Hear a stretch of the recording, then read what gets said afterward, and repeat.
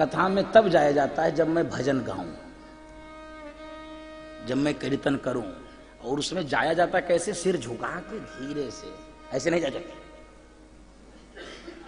कोई आप बहुत अच्छा काम थोड़ी कर रहे हैं कथा में से जा, फिर भी आपको जरूरी है जाना है, भूख लग रही, प्यास लग रही, लवशंग, जाओ जाओ, मेरा कोई भी प्रतीक्षा करो, भजन होगा ही, कीर्तन थोड़ा कभी भी नहीं उठ जाना चाहिए। ओ ये इसका ध्यान भंग होता व्यासपीठ से, और ध्यान ही नहीं भंग होता। हमको लगता मैंने कोई अटपटी बात बोल दी क्या, ये आदमी अचानक से उठ के चला। ये भी विवेक का विषय। आने का तो भाई कोई नहीं, बाहर सुनाई पड़ रहा कब क्या बोल रहे हैं, आने वालों के लिए कोई बात नहीं, लेकिन जाने का एक निश्चित समय होता है, उस समय जाना चाहिए। मैं चौथे दिन हिम्मत जुटा के बोल दिया,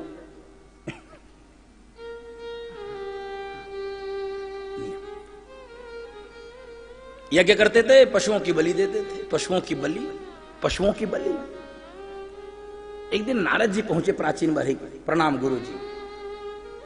प्राचीन बरही, गुरुदेव आज्ञा करें, जरा एक बार ऊपर देखो। और जैसे ही प्राचीन बरही ने दृष्टि ऊपर की, एकदम कांपने लगे। गुरुजी ये कौन लोग हैं? कहे बेटा पहचान नहीं रहे हो, जिनकी तुमने बलि चढ़ाई थी वही तुझे देख रहे हैं। तो इतनी भयानक दृष्टि से क्यों देख रहे हैं? तेरी प्रतीक्षा कर रहे हैं, आओ बेटा तब तुम्हारा भी खबर लेते हैं, आओ आओ।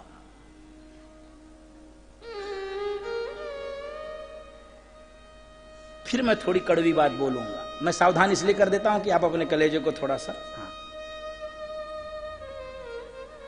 वेद के अनुसार यज्ञ करने पर, बलि चढ़ाने पर जब इतना भयावह दृश्य देखने को मिल रहा है, तो जो लोग स्वाद बढ़ाने के लिए, समझ गए, थैंक यू।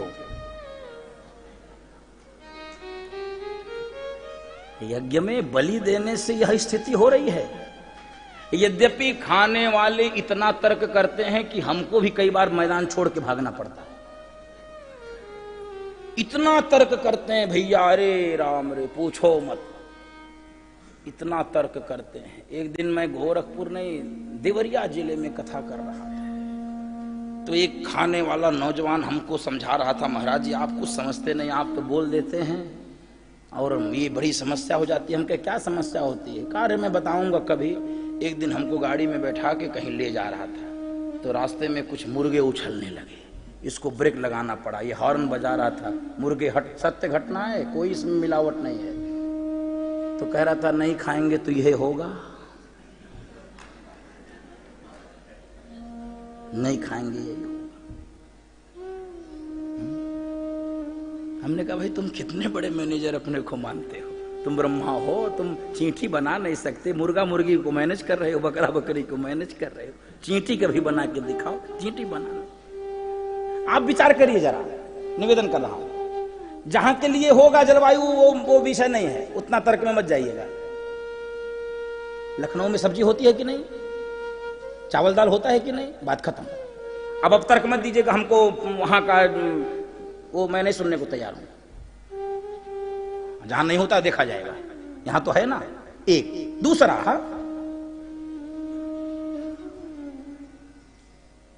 घोड़ा एक सप्ताह भूखा रहे,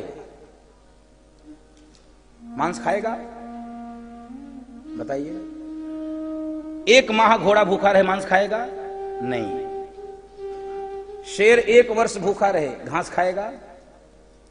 और हम लोग दोनों खाते हैं।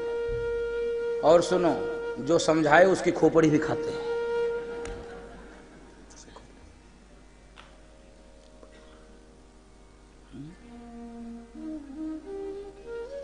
मैंने इसीलिए कहा किसी राजा रानी की कथा सुनाने का कोई प्रयोजन इस भागवत जी में नहीं है। प्रयोजन है हमको सन्मार्ग पर चलाने का, सन्मार्ग पर प्रेरित करने का, ये प्रयोजन। तो कहे गुरु जब क्या करें?